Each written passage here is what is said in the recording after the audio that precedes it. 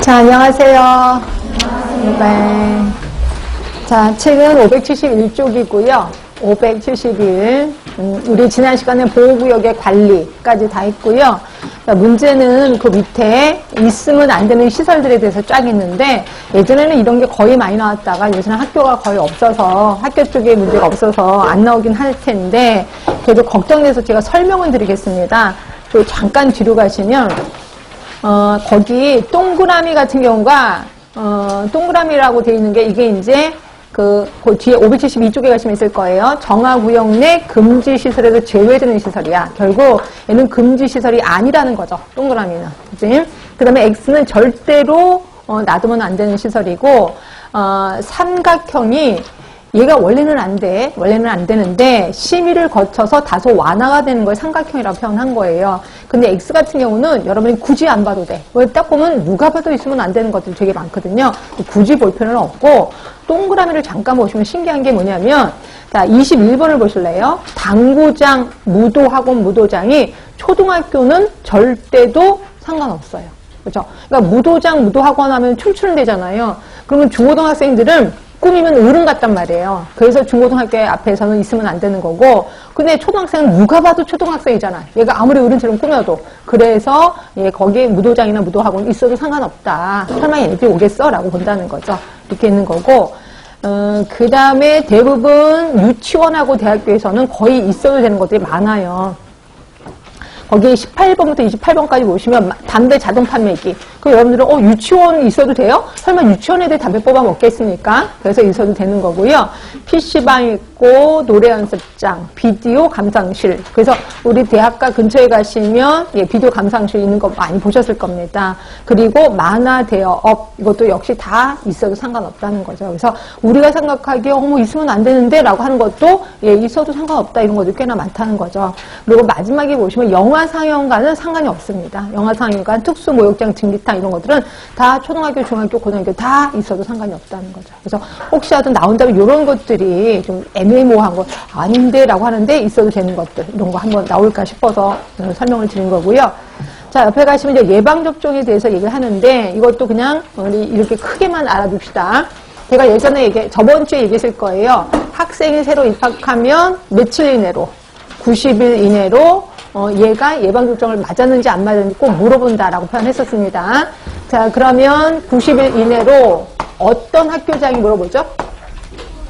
초등학교, 중학교 장이 물어봅니다. 그럼 아이들이 예방접종 증명서를 저 맞았는데 이렇게 얘기 안 하고 증명서를 띄워갖고 오라고 얘기하잖아요. 그럼 예방접종 증명서를 띄워주는 사람 누구냐면 세 사람이었습니다. 누구죠? 시군구청장, 또 한 사람 보건복지부 장관, 보건복지부 장관, 또 한 사람이 예방접종을 한 자로 하여금 띄어갖고 온단 말이에요. 그래서 얘네들 띄어갖고 오면 이거 보고 얘가 맞았는지 안 맞았는지 확인을 한단 말이에요. 근데 딱 확인하는 과정에서 안 맞은 아이가 있어. 그럼 그 안 맞은 아이에게, 그러니까 접종 안 한 아이에게 접종을 할 의무가 있는 사람이 있습니다. 누굴까요? 접종할 의무가 있는 사람. 시군구청장입니다. 시군구청장이 할 의무가 있다라고 보시면 돼요. 결국 시군구청장이 학교한테 물어봐요. 너 혹시 검사했어? 그 결과 나왔으면 나한테 얘기 좀 해줘 라고 얘기한단 말이야. 그 공문서를 보내면 거기서 안 맞은 아이한테 예방접종 할 의무가 있는 사람이 시군구청장이라고 보시면 돼요. 그래서 그 정도는 좀 알고 계시는 게 좋을 것 같고요. 자, 그래서 그게 동그라미 3번에 있을 거예요. 학교보건법에 의하면 초등학교, 중학교 장이 신입생이 입학한 날로부터 90일 이내에 예방접종 완료 여부를 조사하도록 되어 있다라고 되어 있는 거고요. 그래서 그 다음 것도 요거 좀 써놓으시면 돼. 그래서 예방접종 안 맞은 아이에게 예방접종 할 의무가 있는 사람은 시군구청장. 이렇게 하나 써주시면 되고, 예방접종 금기 대상, 이거 예전에는 이런 것들이 좀 시험에 많이 나왔는데, 일단 열이 있으면 안 되고 3번을 보시면 결핵, 심장병, 당뇨병, 위장병, 간장질환, 각기병, 설사환자 몽땅 묶어서 무슨 환자? 무슨 질환? 소모성 질환이요. 소모성 질환. 소모성 질환이면 예방접종 맞으면 안 되겠죠. 그 다음에 6번. 이것도 한번 시험문제 나왔었는데 홍역, 볼고리, 수두 등 이완 후 1개월이 경과되지 아니한 경우. 왜요? 이게 1개월 이내는 내 몸에서 균이 돌아다니고 있단 말이에요. 그렇죠? 그러니까 안 되는 거고. 7번 생백신입니다. 생백신을 투여받았다는 거는 내가 약하게 그 병을 앓고 있다는 거잖아요. 왜냐면 균이 내 몸에 돌아다니고 있으니까 이것도 역시 1개월이 경과되지 않으면 안 되고 있습니다. 그래서 6번, 7번 요게 한번 시험 문제 예전에 나왔을 거예요. 그렇죠? 혹시라도 나온다면 이런 것들이 나올 수 있어서 자, 뒤로 가겠습니다.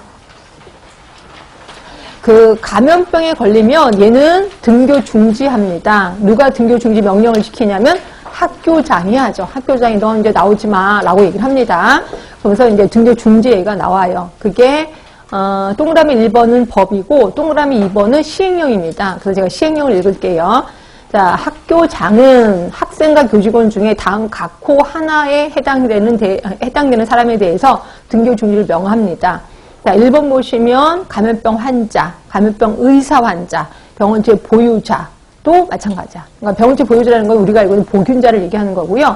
보균자도 이렇게 못 나오게 할 수 있구나 하시면 되고 2번에 보시면 이거 외의 환자로서 의사가 감염성이 강한 질환에 감염됐다고 진단한 사람, 이게 뭘까요? 이게 그 유명한 아폴로 눈병이에요. 그래서 아폴로 눈병은 법정 감염병은 아니지만 감염성이 강한 질환이라고 얘기하기 때문에 그것도 역시 등교 중지할 수 있다는 거죠. 자, 그리고 그 밑에 거 한번 읽어보시면 되고, 그럼 언제까지 못 나오게 하는데요? 그게 이제 표에 있는데 이런 거 거의 안 나와서 그냥 넘어가겠습니다. 그렇게 해서 가시고, 그 다음에 이게 아직까지 지금 계류 중에 있어서 정확히 제가 그러니까 가로 4번을 지금부터 설명드릴 건데 이게 좀 계류 중에 있거든요. 그래서 이게 지금 통과가 되면 지금 뭐 국회의원들 지금 싸우고 난리가 났잖아요. 그래서 그게 이제 통과가 되면 그다음 이게 고쳐질 텐데 아직까지 안 되고 있어서 제발 우리 시험 보기 전에 안 고쳐줬으면 좋겠다. 하여튼 그거에 대해서 근데 잠깐만 얘기를 해드릴게요. 자, 학교에서는 법정 감염병이 크게 이제 두 가지, 그러니까 예전엔 그랬습니다. 일군하고 홍역 결핵에 대해서는요, 이거는 좀 신경을 씁니다. 그러니까 지금은 군이라는 게 없고 2020년부터는 급이 나올 겁니다. 그래서 1급은 당연히 해당이 될 거고요. 홍역 결핵에 해당되는지는 잘 모르겠어. 근데 제 생각에는 할 것 같아요. 왜냐면 지금 대부분 학교에서 홍역 결핵을 엄청 많이 돌고 있거든요. 그래서 하여튼 이게 대강이라도 좀 알아두시면 돼. 이럴 경우에 학교장이 두 군데다가 조치를 취해야 돼요. 하나가 보건소에는 신고를 해야 됩니다. 보건소장에게 신고. 자, 그리고 그 위에 학교 위에가 교육장이 있잖아요. 그러니까 결국 교육의 장이겠지. 그러니까 교육청이라고 합시다. 교육청에는 보고를 하게끔 돼 있습니다. 그래서 두 가지 조치를 동시에 취해야 돼요. 자, 그런데 비해서 이거 외에 법정 감염병에 대해서는 자, 이거는 집단으로 발생했을 때야. 집단으로 발생 시. 집단의 발생이 보통 5명으로 잡고는 있습니다. 5명 이상 발생이 돼. 그럼 이걸 집단이라고 표현하고 있는데, 이럴 경우에는 교육청에 보고만 하면 됩니다. 그래서 보건소장에 신고할 필요는 없어요. 그래서, 근데